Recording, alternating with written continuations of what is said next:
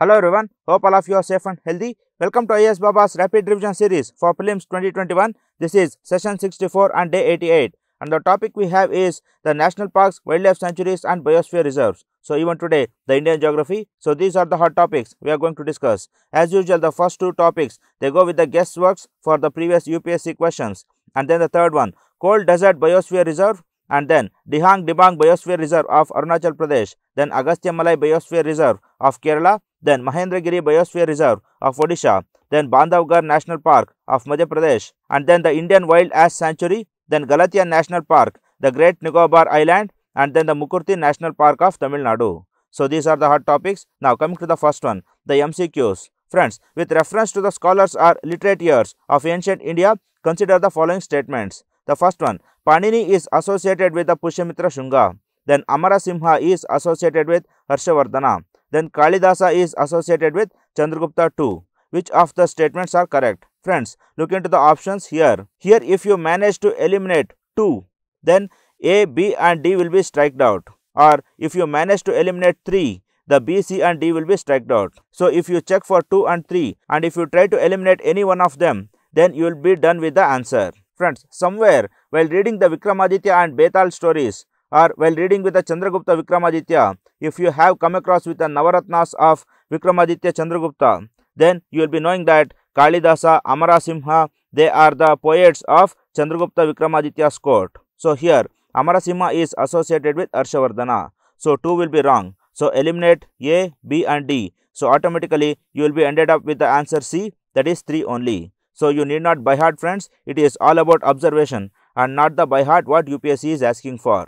Then come to next one. In the context of recent advances in human reproductive technology, the pro-nuclear transfer is associated for. Friends, pro-nuclear transfer, here the word is showing that there is a nucleus transfer. So in what all the things the nucleus will be transferred? We will see the options. The fertilization of egg in vitro by the donor sperm. So here the egg is a whole cell. So no nucleus is removed, the whole cell will be fertilized. Then genetic modification of sperm producing cells. So here friends, within the nucleus the genetics will be modified, but the nucleus will not be removed or it will not be transferred. Then development of stem cells into functional embryos. So here also the genetic changes are made and the nucleus is not transferred as a whole, but however prevention of mitochondrial diseases in the offspring. So here in the last class we have studied that the nucleus of the mitochondrially diseased cell or ovum will be removed and it will be transferred to a healthy cell so that the mitochondrial diseases will be eliminated.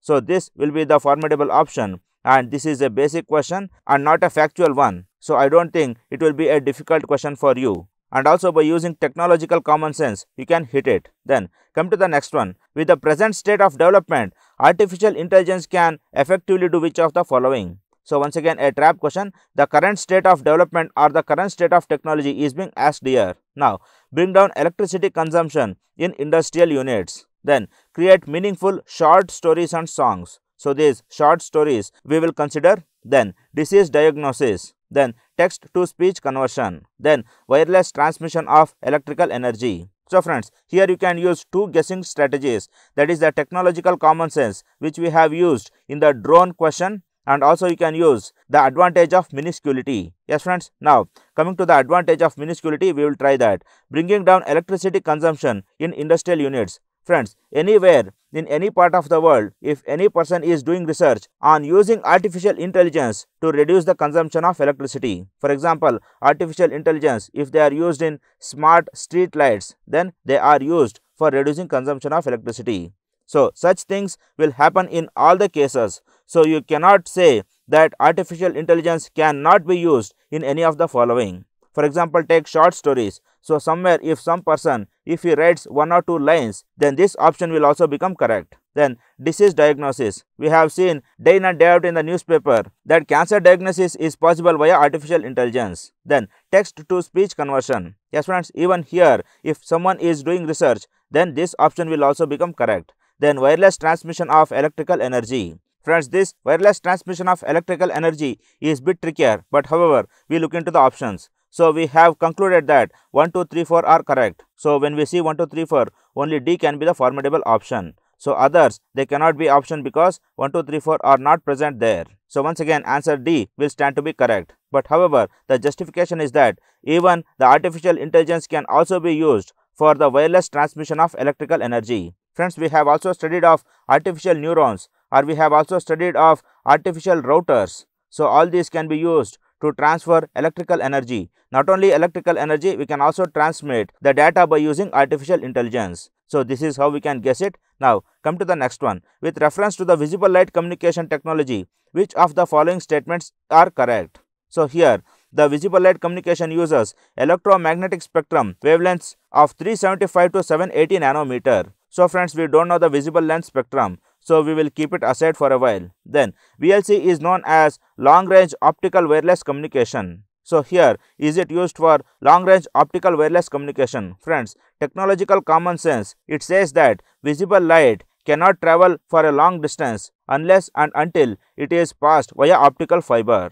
So only with the optical fiber, we know that via successive refraction, the light can pass and it can transmit over a long distance. But however, without any optical fiber, if we transmit a light, then it will be polluted by other light sources, or it will be refracted, reflected, or it can be scattered. So long range is not at all possible. By using technological common sense, we deciphered that. So try eliminating 2. So if we eliminate 2, only C will be remaining. So without seeing other 2, we can hit C as the correct answer. Then come to next one. With reference to blockchain technology, consider the following statements. It is a public ledger that everyone can inspect, but with no single user control. Yes friends, blockchain technology is such a ledger wherein anyone can see whatever is going on and anyone can write the new things, but no one can alter the already written things. So this is a simple explanation of blockchain technology, and in that sense, the first statement stands to be correct. Then second one, the structure and design of blockchain is such that all the data in it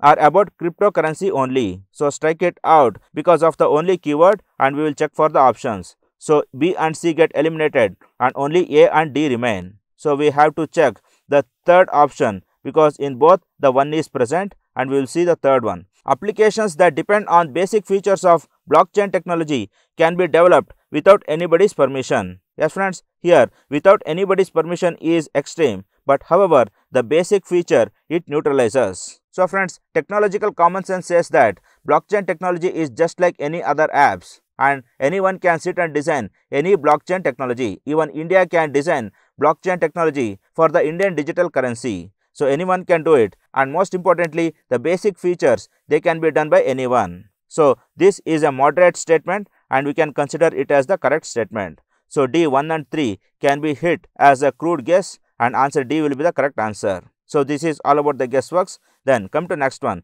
the Cold Desert Biosphere Reserve. Friends, it covers Leh and Kargil district of Ladakh and Spiti region of the Lohol and Spiti district of Himachal Pradesh, and it is also spread for Kinnaur district of Himachal Pradesh. So basically it is in the Jammu Kashmir and Himachal Pradesh border, and then it was declared a biosphere reserve in 2009. So it is a biosphere reserve consisting of all the 3 areas which we have discussed in the last class. Then it comprises the Pin Valley National Park, then the Kibber Wildlife Sanctuary, and Sarchu and Chandratal. So here in this figure, we can see that this is in the junction of Jammu and Kashmir and Himachal Pradesh border, and then here we have the Kibber Wildlife Sanctuary, and here we have the Chandratal Lake, and then the Spiti River passes between the Kibber Wildlife Sanctuary and the Pin Valley National Park. So whole ecosystem can be considered as the Cold Desert Biosphere Reserve. So this is a brief physiography and geography of the Cold Desert Biosphere Reserve. Then come to next, snow leopard, Himalayan black bear, and the Himalayan blue sheep, that is the Baral, and then Himalayan ibex. Friends, ibex is a deer-like animal. Then snow pigeon, then Tibetan gazelle. Gazelle is also a variety of deer. Then woolly hare, hare means rabbit. Then red fox brown, that is the fox, and black bears, etc. can be spotted here. So almost all the temperate animals can be spotted here. Then herbs, shrubs, mosses, sedges, and rhododendrons all are prominent here. So vegetation is basically the temperate and tundra type. Then climatic condition, it has cold, harsh climate with low mean annual rainfall leading to desert-like conditions. So it is a cold desert as the name suggests. Then come to the next one, Dihang Dibang Biosphere Reserve. Friends, it is in the district of West Siang, Upper Siang and Dibang Valley of Arunachal Pradesh. So it is basically in the banks of Siang and the Dibang Valley. Then the Biosphere Reserve area is almost totally covered with the vegetation with villages and cultivation located on the lower slopes and terraces. So this is basically on the slope of the Himalayan range, that is the eastern Himalayan range, and almost all the settlements, they are at the bottom of the hills, and the hill slopes are mostly covered with a continuous vegetation. Then Paris, Padams, Karkos and Pangis, Simongs, Ashings and Idu Mishmis. So all these tribes, they live here. So Mishmis, Daflas, so these are also the names of the hills there, and it is also the names of the tribes. So friends, if you study Arunachal Pradesh districts, we will know the rivers, and if you study the tribes of Arunachal Pradesh, you will know the hill ranges of Arunachal Pradesh. So this is how the interlinkage can be done. And here in this figure, I have brought in some of the national parks and wildlife sanctuaries that are present in Arunachal Pradesh.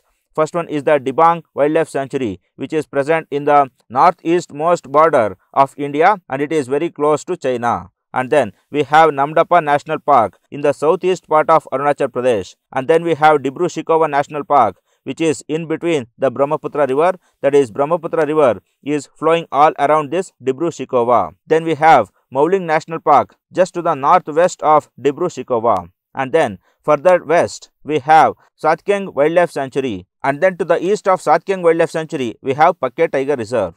So these are some of the important wildlife sanctuaries and biosphere reserves that are present in Arunachal Pradesh. So we will remember and move on. Then coming to more facts regarding Dihang Dibang Biosphere Reserve. Friends, the Biosphere Reserve forms a part of one of the world's biodiversity hotspots. Friends, biodiversity hotspot is a thing wherein various ecosystems of the world are being marked and are being conserved. So this biodiversity hotspot, it was first taken up by a man called Norman, and in one of his articles he mentioned that the biodiversity hotspots have to be marked and they have to be conserved. So in that context, all other organizations, maybe governmental, intergovernmental and non-governmental organizations, they fell in line and they have their own ecosystems which are called as hotspots. And then there is a rich representation of orchids, rhododendrons and primulas. So all these are the tundra vegetation and they are present in Dihang Dibang as well, as these are also in the slope of Himalayas. Then it is home to green pit vipers. So vipers are the snakes, then cobras, yes, poisonous snakes and kraits are the bungaroos. So all these animals are present in Dihang Dibang. And then the Sclatters monal and the Blitz tragopan are some of the birds which are prominent there. So here we can see the Sclatters monal and this one is the Blitz tragopan. And then coming to more about biodiversity hotspots, friends, the Critical Ecosystem Partnership Fund is funding for biodiversity hotspots, then high biodiversity wilderness areas and important marine regions. So all these areas are being funded for the conservation and technical management, and the body that is funding is the Critical Ecosystem Partnership Fund. So this we will remember. And then come to next, the Worldwide Fund for Nature has derived a system called the Global 200 Ecoregions. So it has marked 200 ecoregions and it is conserving all those ecoregions. And the fact is that all the biodiversity hotspots contain at least one Global 200 ecoregions. So the biodiversity hotspots and the ecoregions, they are almost coincidental and correlated. Then BirdLife International has identified 218 endemic bird areas. So endemic bird areas, important bird areas, all these are the achievements and contributions of this NGO, that is the BirdLife International. Then PlantLife International, it is aiming to identify important plant areas. So just like important bird areas, PlantLife International is coming up with important plant areas. Then Alliance for Zero Extinction. So here this organization cooperates to focus on the most threatened endemic species of the world. So what are the threatened endemic species? Those will be conserved via this alliance, that is Alliance for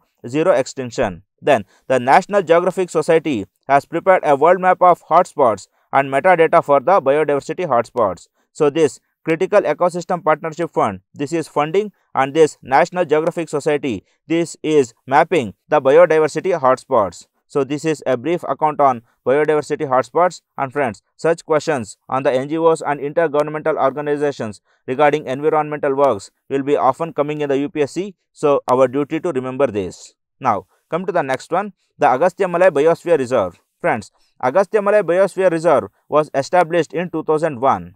and then it is situated around the border of Kerala and Tamil Nadu. Yes friends, the Periyar, Parambikulam, then Annamalai, Agastyamalai, almost all of them are present in the border of Tamil Nadu and Kerala, that is at the peaks of the Western Ghats. Then Shendurni, then Peppara and Nayyar wildlife sanctuaries and the Kalakkad Mandanturai Tiger Reserve are also located near it.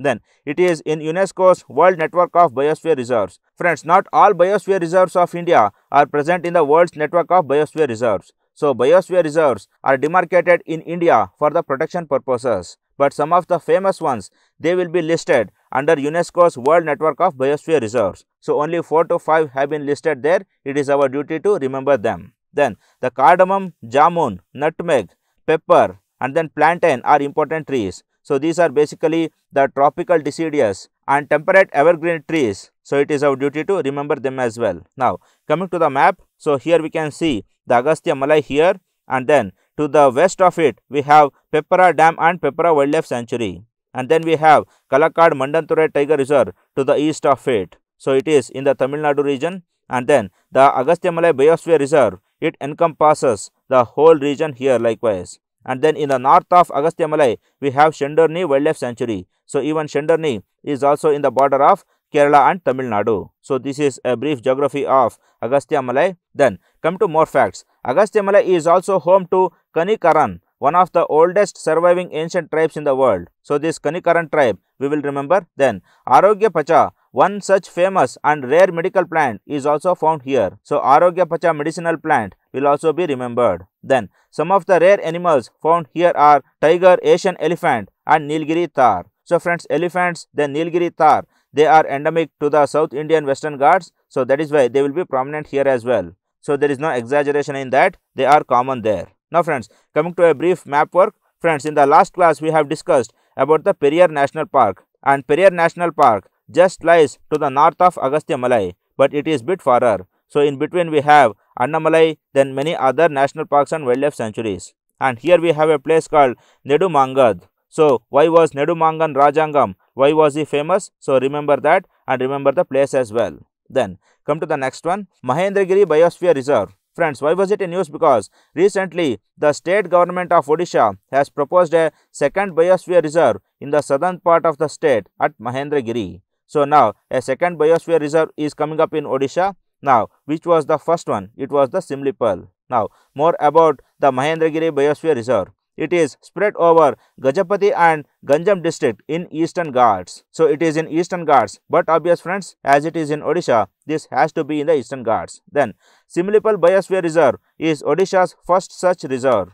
Then this ecosystem acts as a transitional zone between the flora and fauna of southern India and Himalayas. Yes friends, as we come down the Himalayas and as we cross the Ganga plains, then we cross the Vindhya ranges, and later the transition zone comes and we move towards the Ghats. So this can be said as a transition zone. Then Mahendragiri is inhabited by Saura people, a primitive vulnerable tribal groups, and then the Kanda tribes. So these Saura tribes, the PVTGs, will have to be remembered. Now coming to the geography of this Mahendragiri. Friends, here is the Mahendragiri hills, and here comes the proposed Biosphere Reserve. So here is the Biosphere Reserve, and to the north of it the Mahendra river flows, a rivulet, a small one, it flows, and to the south of Mahendragiri Vamshadhara river flows. So now Vamshadhara, Brahmani, Baitarani, so all will be remembered. Then come to more facts. The Saura people, they are a Munda ethnic group from eastern India. So friends, even they belong to the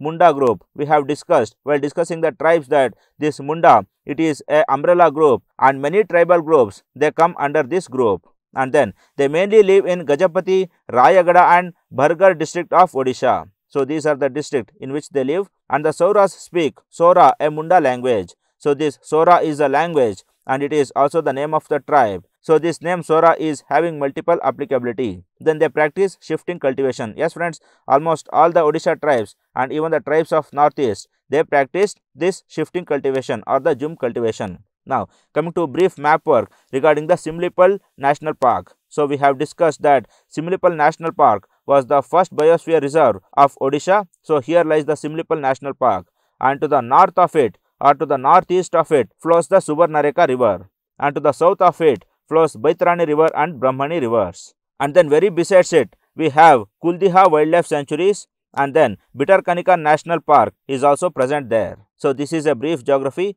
and here itself we have the Ganjam and Gajapati districts. So this is all about the Mahendragiri Biosphere Reserve and Simlipal Biosphere Reserve. Then come to next one, Bandhavgarh National Park. Friends, why was it in news? Because recently a massive fire at Bandhavgarh National Park in Madhya Pradesh was finally contained, and 3 days after it broke out, it was contained. So that is why, due to the onset of this forest fire, it was in news. Now, more about Bandhavgarh National Park.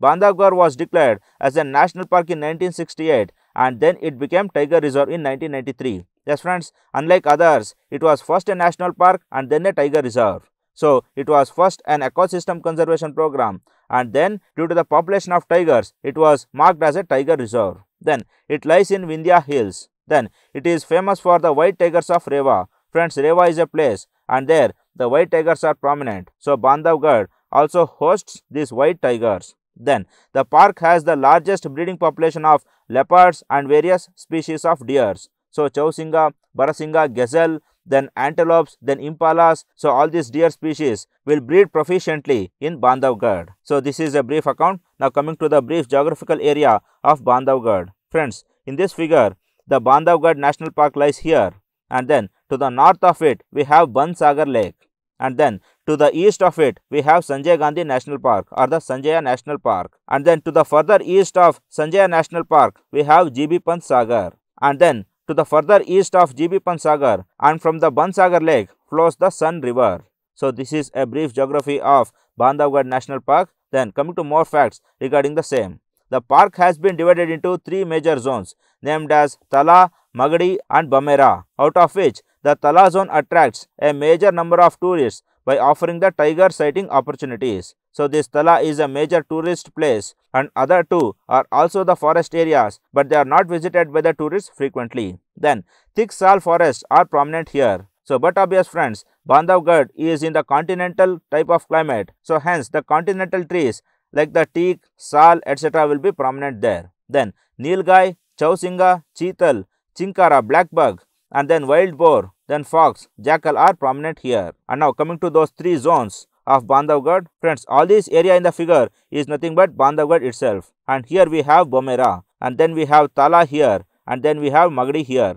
Magadi is also called Bandoghar. And then to the north of Bomera, we have Panpata Wildlife Sanctuary. So, this is a brief geography of Bandhavgarh and various zones of Bandhavgarh. So, this Tala, so it is having the highest tourist turnout. This is a brief account on Bandhavgarh. Then, come to next one, Indian Wild Ass Sanctuary. Friends, this Indian Wild Ass Sanctuary is located in the Little Run of Kutch in Gujarat state, and the Wildlife Sanctuary was established in 1972, and it comes under the Wildlife Protection Act 1972. So, the very year the Wildlife Protection Act was enacted, this wildlife sanctuary was recognized. Then it is home to the endangered wild ass subspecies, that is Indian wild ass called the cur, and the scientific name of this is Equus hemionus cur, and it belongs to Asiatic wild ass species, that is onager, and the scientific name of onager is Equus hemionus. So, this Equus hemionus will be remembered, and the subspecies of wild ass will also be remembered, and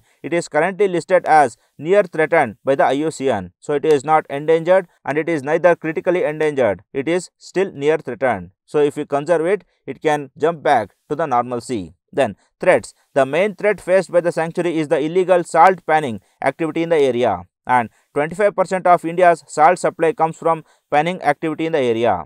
So, salt panning is one of the great threats for this wildlife sanctuary. Now, coming to brief geography of this Little Run of Kutch. So, here lies the Little Run of Kutch Wildlife Sanctuary, and to the east of it lies the Nal Sarovar Lake. So, this is a wetland, and then to the west of it we have Hadakia Creek. So, this is a creek. So, what is the creek? We will also revise here itself. Then, to the north of it or to the northwest of it, we have the Run of Kutch Lake, and in the Run of Kutch Lake, we have Dholavira. So, friends, Dholavira is also important as far as the Indus Valley civilization is also concerned. So, this is a brief geography of this Indian Wild Ass Sanctuary. Then, come to next, Galathea National Park. Friends, why was it in news? Because Niti Ayog's vision for Great Nicobar ignores the tribal ecological concerns of this Galathea National Park, and the Wildlife Board denotifies Galathea Bay Sanctuary to build a port and trade zone. So by neglecting the tribes and ecological regions,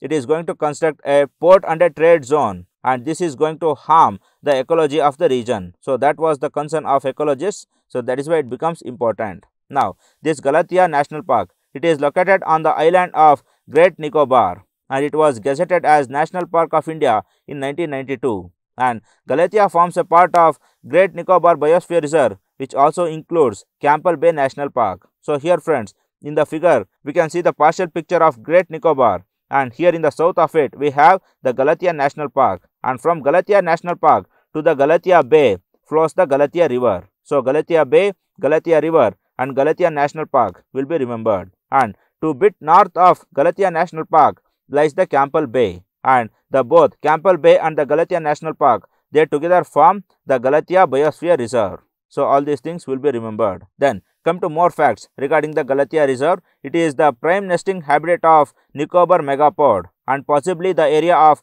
other endemic species too. Yes, there are several flora and fauna present, and this Nicobar megapod, a bird, it is prominent there, and this national park is also a breeding place of this Nicobarian megapod. Then tropical and subtropical moist broadleaf forests are prominent. Yes friends, Great Nicobar, it mostly lies very nearer to the equator, so therewise the broad-leafed subtropical vegetation is prominent. Then notable animals are the giant robber crab and then megapod, so the megapod and then Nicobarian pigeon. So basically friends, in the tropical region we know that the small animals will be prominent. So likewise, even in the Galathea National Park, the birds, insects, then crabs and other small animals are prominent. Then here is a broader picture of the Galathea National Park. So here this is the Great Nicobar, and here the Malacca Strait lies, and the Bondo Ake or the Banda Ake lies here. Yes friends, why was Banda Ake famous? For the 2004 tsunami. So this is a brief geography of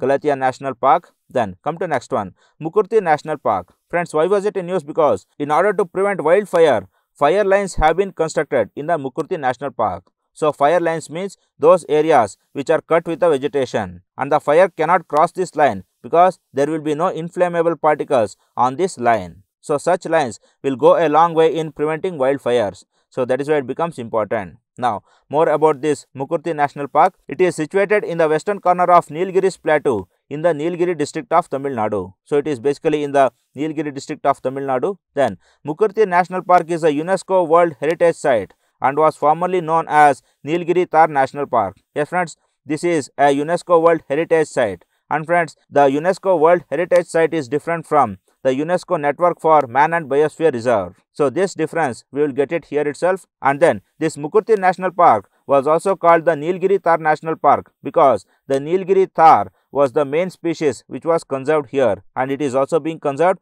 even today. Then the park is sandwiched between the Madumalai National Park and the Silent Valley National Park. So there are two national parks here. In the figure we can see the Madumalai National Park, which is in the top of this Mukurti, and then to the south of Mukurti we have the Silent Valley. So friends, this Mukurti National Park, it spreads all around the district, and here we can see New Amarambalam Wildlife Sanctuary, which is located in Kerala, and here we can see the Ooty. So why Ooty is famous? It is famous for a hill station. And then we have the border of Tamil Nadu and Kerala going between the New Amarambalam Wildlife Sanctuary and the Mukurti National Park here. So this is a brief geography of Mukurti Wildlife Sanctuary. Then come to more facts. The park is a part of Nilgiri Biosphere Reserve and India's first international biosphere reserve. Yes friends, we know that Nilgiri Biosphere Reserve was the first recognized biosphere reserve in India, and this Mukurti National Park forms a part of it. Then come to more facts regarding Mukurti. It was established with the prime motive of conservation of its keystone species, that is the Nilgiri Thar. Yes, we have discussed that. Then it is home to barking deer, jungle cat, panther, that is the leopard-like species, then wild dogs, then Indian elephant, then Indian leopard and jackal. Then the park is characterized by mountain grasslands and shrublands interspersed with sholas. So here it is a mixture of all the things because it is also a hill range. So that is why we have the grasslands, the tropical trees and also shrublands and also the sholas. Then Bilita Dahala and Paikara and Kunda rivers, they flow through the park. So friends, here in the figure we can see the Paikara river that is flowing to the south of Madumalai Tiger Reserve and to the north of Mukurti National Park. And then Kunda river, it flows to the east of Mukurta National Park. And then Balita Dala will also flow somewhere else here, but it is a small rivulet. That is why it is not seen in the Google Maps. So this is a brief geography of Mukurti National Park. Then Todas are native tribes residing here. So Todas will be remembered in the context of Mukurti National Park as well. So this is all about the Mukurti National Park. Then coming to the Southern Biosphere Reserves and National Parks, friends, they all lie in the border of Tamil Nadu, Kerala and Karnataka. So we will take up the first figure. So this is a junction of Kerala, Tamil Nadu and Karnataka. So this Nagarhole National Park and Tiger Reserve, it lies in Karnataka and Kerala border. Then Bandipur, it lies in the junction of Karnataka, Kerala and Tamil Nadu. Then Madumalai, it also lies in the junction.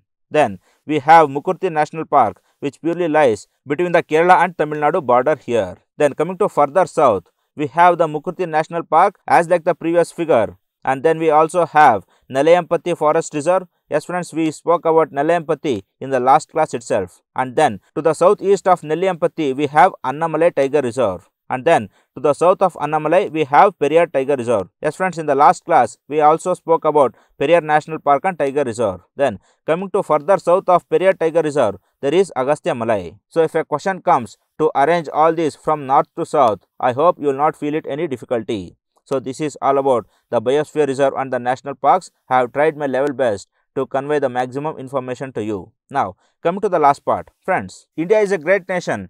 India is a nation which has sheltered n number of people, n number of diversities, n number of faiths, n number of customs, n number of traditions. But however, due to lack of motivation, due to lack of inner hunger to excel in lives, Indians are not being so great in the outer world. So it is our duty of the current youth to rise up to the occasion and make India that excellent nation which the world is expecting from us, and to bring back the history wherein India was called the golden bird, wherein India was called the supreme power, wherein India was called the shelterer of the shelterers. So do it. All the very best. Good luck, friends.